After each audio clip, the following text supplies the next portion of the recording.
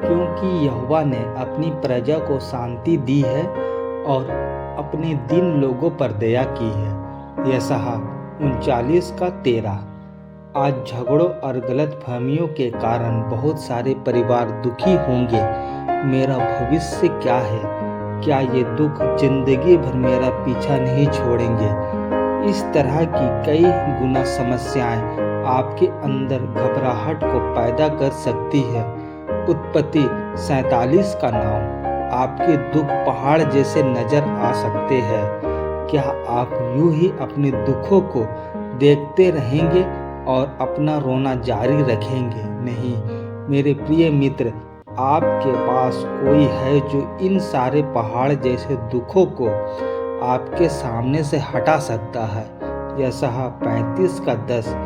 उसकी सिर्फ यही इच्छा है कि उसके बच्चे जो उस पर विश्वास रखते हैं शांति से भरा हुआ उन्नत जीवन बसर कर सके। शादी के बाद एक दुल्हन अपने पति के साथ रहने को आई। जैसा कि दूसरों ने उसको चेतावनी दी थी, उसकी सास ने रोजाना शेरनी की तरह दहाड़ना शुरू कर दिया। इस सास की बस एक ही इच्छा थी कि वह अपनी बहू की इतनी बेइज्जती करे कि बहू वापस अपने मायके चली जाए।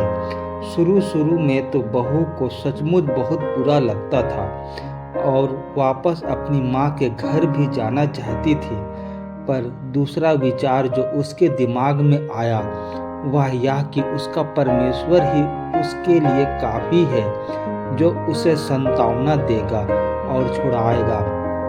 जैसा वह अपने गीतों में भी गाती थी, उसे इस बात का अफसोस जरूर था कि जिन गीतों को वह रोज अपनी आराधना में गुनगुनाती थी उसके अर्थ वह अब तक नहीं जानती थी।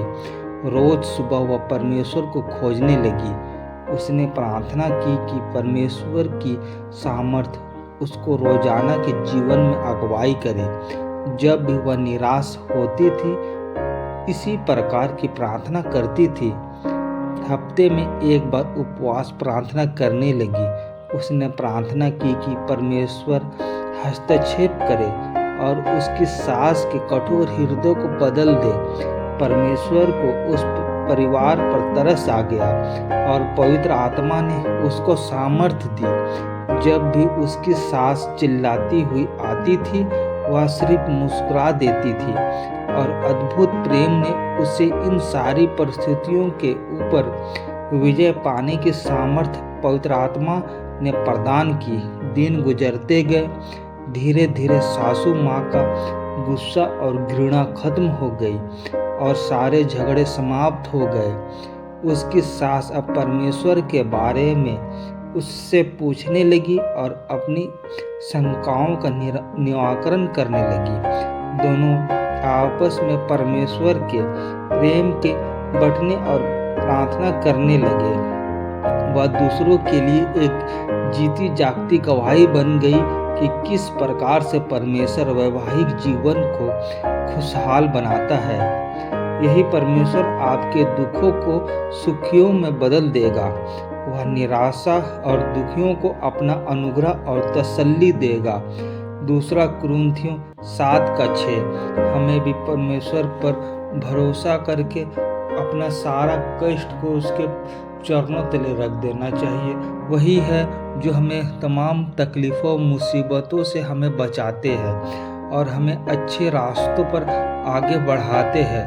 महान सामर्थी पिता हम पर और हमारे परिवार के प्रत्येक लोगों को पिता सुधि लीजिए, ताकि पिता हम लोग आपस में पिता एक साथ मेल मिलाप प्रेम से रहने पाए। महान सामर्थी पिता हमें आगे बढ़ाइए पिता। मेरे परिवार में किसी भी चीज़ की समस्याएं हैं तो उसका आप निराकरण करिए है स्वर्गीय पिता।